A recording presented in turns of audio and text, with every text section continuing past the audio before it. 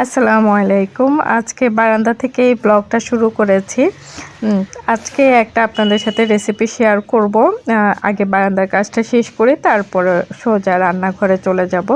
তো গতকালকে হচ্ছে যে আমি বারান্দাটা একটু পরিষ্কার করেছিলাম, কিছু গাছ হচ্ছে যে ছেটে দিয়েছিলাম। শীত আসছে, শীতের সময় পাতাগুলো কেমন যেন ফ্যাকাশে হয়ে যায়, হলুদ হয়ে যায়, পড়ে যায়, মরে যায়। তো ওই জন্য ভাবলাম যে গাছগুলোর পাতাগুলো একটু ছেটে দিই। তো ছেটে দিয়েছি এবং যেগুলো ছাঁটাও হয়েছিল ওগুলো হচ্ছে যে আবার নতুন করে লাগিয়ে দিয়েছি। তো এখন বারান্দা থেকে সরাসরি একদম চলে গেলাম রান্নাঘরে। তা আজকে আপনাদের সাথে শেয়ার করব হচ্ছে যে এই যে দেখতে পাচ্ছেন ফুলকপি এনেছিল 3টা।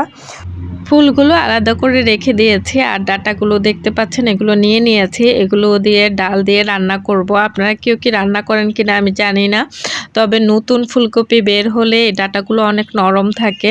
তো এগুলো ডাল দিয়ে রান্না করলে একটা তরকারি হয়। তো যেহেতু 3টা ফুলকপি এনেছে তো ফুলগুলো আমি রেখে দিয়েছি, ভাজি করব বা মাছ দিয়ে রান্না করব। তো আপনাদেরকে একটু দেখিয়ে দিচ্ছি, এই যে ডাঁটাটা নিয়ে নিলাম। ডাঁটার ভিতরে শিকড়ের মতো একটা শক্ত আঁশ থাকে, ওটা ফেলে দিতে হয়। ওটা না ফেলে দিলে কিন্তু খেতে ভালো লাগে না, শক্ত শক্ত হয়ে থাকে। তো আমি সবগুলো কেটে নিয়েছি। আর এদিকে হচ্ছে ময়লাগুলো আপনাদেরকে দেখাচ্ছি। 3টা ফুলকপির মানে ময়লা হচ্ছে যে এগুলো, এই যে শক্ত যে আঁশের মতো দেখতে পাচ্ছেন এগুলো ফেলে দিতে হয়। তো আমি ময়লাটা আপনাদেরকে আগে দেখিয়ে নিচ্ছি যে কতটুকু ময়লা বের হয়েছে। যতটুকু ময়লা বের হয়েছে তার চেয়ে কম বের হয়েছে সবজিটা আর কি। আমি যতটুকু কেটে নিয়েছি আর কি, সবগুলো আমি কুচি কুচি করে কেটে নিয়েছি। ভিতরের একদম ফুলকপির যে শ্বাসটা থাকে ওইটাও কেটে নিয়েছি। সাথে 2-3 টুকরা হচ্ছে ফুলকপিও দিয়েছি। অনেকে হয়তো বলবেন এই ফুলকপির ডাঁটাও খেতে হয়। আসলে এটার মধ্যে যে পরিমাণ ক্যালসিয়াম আর হচ্ছে যে আয়রন আছে আপনারা কল্পনাও করতে পারবেন না। তো এই জন্যই খাওয়া। আর দ্রব্যমূল্যের যে অবস্থা, কোনো কিছুই ফেলে দেওয়ার মতো না আর কি। তো যাই হোক, এখানে আমি সকালের জন্য হচ্ছে যে ভাজি কেটে নিয়েছিলাম। তো ভাজির সাথে মিষ্টি কুমড়া দিয়েছিলাম। মিষ্টি কুমড়ার যে ছিলকাটা ছিল ওইটাও নিয়ে নিয়েছি, সাথে একটা আলুও দিব। তো ওগুলো কুচি কুচি করে কেটে ওই ডাঁটার সাথে মিশিয়ে নিব। আমি মিশিয়ে হচ্ছে যে ভালো করে পরিষ্কার করে ধুয়ে নিব। আর অন্যদিকে হচ্ছে যে আমি মুগ মসুর ডাল একসাথে নিব, যেহেতু আমার এটা মিক্স করা। আপনারা চাইলে খালি মসুর ডাল দিয়েও রান্না করতে পারেন অথবা মুগ ডাল দিয়েও রান্না করতে পারেন। আমার যেহেতু দুইটা একসাথে মিশানো ছিল তো আমি ওখান থেকে নিয়ে নিলাম আর কি। ডালটা পরিমাণ মতো নিয়ে ভালো করে ধুয়ে পরিষ্কার করে নিব। তো আপনাদেরকে বারবার দেখাচ্ছি আমি মুগ মসুর ডাল দিয়ে রান্না করছি। তো আমি এমনি নর্মাল পাতলা ডাল রান্না করলেও কিন্তু মুগ মসুর ডাল একসাথে মিশিয়ে তারপরে রান্না করি। তো এখানে হলুদের গুঁড়া, মরিচের গুঁড়া আর হচ্ছে যে ধনিয়ার গুঁড়া দিব, আর অন্য কিছু দিব না। আর পেঁয়াজ হচ্ছে দিব, পেঁয়াজ আর রসুন। লবণটা এখন দিব না, লবণটা হচ্ছে যে ডালটা যখন ফুটে আসবে তখন হচ্ছে যে লবণটা দিব। তো এটা তো একদিকে আমি বসিয়ে দিয়েছি, সব কিছু কেটে কুটে দিয়ে একদম ডালটা ফুটতে দিয়েছি। আর অন্যদিকে হচ্ছে যে আমি ভাজি কেটে নিয়েছি বললাম না, ওই ভাজিটা বসাবো।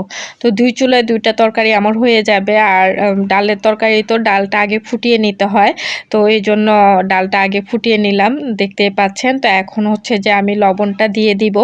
লবণটা হচ্ছে যে আপনারা চেক করে দেখবেন, সবজি দেওয়ার পরেও লবণ আর কতটুকু লাগে ওইটাও দিয়ে নেবেন। তো এই যে বললাম আমি ভাজি কেটে নিয়েছি, ভাজিটা এখন বসিয়ে দিব। ভাজি হচ্ছে এক সাইডে হবে আর অন্যদিকে হচ্ছে যে আমার ডালের তরকারিটা হবে। সকাল সকাল আমি কিন্তু দুটোটা তরকারি রান্না করে ফেলি, মানে দুপুরের তরকারিটাও রান্না করে ফেলি। তো ভাজি মোটামুটি হয়ে এসেছে। এখন হচ্ছে যে ডালের মধ্যে আমি ওই সবজিটা দিয়ে দিব। ডাল ফুটে গেছে ভালো মতো, দেখতে পাচ্ছেন। সবজিগুলো দিয়ে আমি ভালো করে নেড়ে চেড়ে হচ্ছে যে ঢাকনা দিয়ে ঢেকে দিব যতক্ষণ পর্যন্ত সবজিগুলো সেদ্ধ হবে না, ততক্ষণ পর্যন্তই আর কি। তো দেখতেই পাচ্ছেন এখানে পানিটা একটু কম, আমি আর একটু পানি দিয়ে সবজিগুলো সেদ্ধ হওয়ার জন্য রেখে দিব। আর অন্যদিকে ভাজিটার মধ্যে কাঁচামরিচ দিয়ে নামিয়ে নেব। আর অন্যদিকে হচ্ছে যে আমি রুটিটাও সেঁকে নিব। ওটা আর আপনাদের সাথে শেয়ার করছি না। প্রতিদিন তো যেভাবে আমি সকালবেলা নাস্তা রেডি করি ঠিক ওইভাবে নাস্তাটা রেডি করে নিব। আর আজকে যেটা শেয়ার করতে চাচ্ছিলাম সেটা হচ্ছে যে ওই যে ফুলকপির ডাঁটাটা কিভাবে আমি রান্না করি সেটাই একটু আপনাদের সাথে শেয়ার করলাম আর কি। তো এই যে দেখতে পাচ্ছেন আমার ডাল আর সবজি ভালো মতো সেদ্ধ হয়ে গিয়েছে। এখন এই যে ডাল ঘুটনি আছে না, ডাল ঘুটনি দিয়ে একটু ঘেটে দিচ্ছি, একটু মাখা মাখা হবে আর কি। আপনারা চাইলে চামচ দিয়ে একদম ভেঙে ভেঙে দিতে পারেন। তো আমি ডাল ঘুটনি দিয়ে ভালো করে একটু ঘেটে কেটে দিচ্ছি। দেওয়ার পরে হচ্ছে যে আমি একটা বাগার দিব। এই বাগারটা হচ্ছে যে এই তরকারির আসল স্বাদ বলতে পারেন। খুবই মজা হয়, রান্না করতে জানলে আসলে যে কোনো তরকারিও অনেক বেশি মজা হয়। অনেকে বলেন না শাক পাতাও যদি আপনি ভালো করে রান্না করেন বা সুন্দর করে রান্না করেন ওটা খেতে অনেক বেশি ভালো লাগে।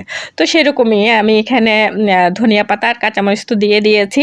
আর এখন এখানে পেঁয়াজ, রসুন আর হচ্ছে শুকনো মরিচ দিলাম, আর একটু পাঁচফোড়ন দিব, দিয়ে ভালো করে একদম লাল লাল করে ভেজে হচ্ছে যে বাগারটা দিয়ে দিব। এই হলো আমার এই সবজিটা আপনাদের সাথে শেয়ার করলাম। এটা অনেকে হয়তো খান না, ফেলে দেন। আমরা খাই মাঝে মাঝে, সবসময় যে খাই তা না, মাঝে মাঝে যদি দেখা যায় যে সবজিটা একদম ফ্রেশ থাকে, ডাঁটাটা নরম থাকে, তখন দেখা যায় যে খায়। আর এটার মধ্যে না প্রচুর পরিমাণে হচ্ছে যে আপনার আয়রন আছে, তারপর অন্যান্য ভিটামিন তো আছেই। তো আমাদের আসলে এই ধরনের খাবারগুলো খাওয়া উচিত। গ্রামে দেখবেন যে সব ধরনের খাওয়ার সবজি ওরা কিন্তু খায়, তো এই জন্য ওদের শরীরটাও সবসময় ভালো থাকে। আমরা শহরের মানুষ আসলে অনেক কিছু ফেলে দিই, খেতে চাই না, মনে করি যে এটা আমাদের খাওয়ার না। আসলে সব ধরনের খাবার খাওয়াই উচিত আমাদের। দুপুরের জন্য আরেকটা তরকারি রান্না করেছিলাম, শিং মাছ দিয়ে হচ্ছে যে আলু ঝোল করেছিলাম আর কি। তো আমি দুপুরের খাওয়া নিয়ে বসে গিয়েছি। তো খেতে খেতে আপনাদের কাছ থেকে বিদায় নিব। সবাই ভালো থাকবেন, সুস্থ থাকবেন, আমাদের জন্য দোয়া করবেন। আর কে কে এই ফুলকপির ডাঁটা এভাবে রান্না করে খান আমাকে একটু কমেন্ট করে জানাবেন। তো আজকের মতো এখানে বিদায় নিচ্ছি। আল্লাহ হাফেজ, আসসালামু আলাইকুম, টাটা।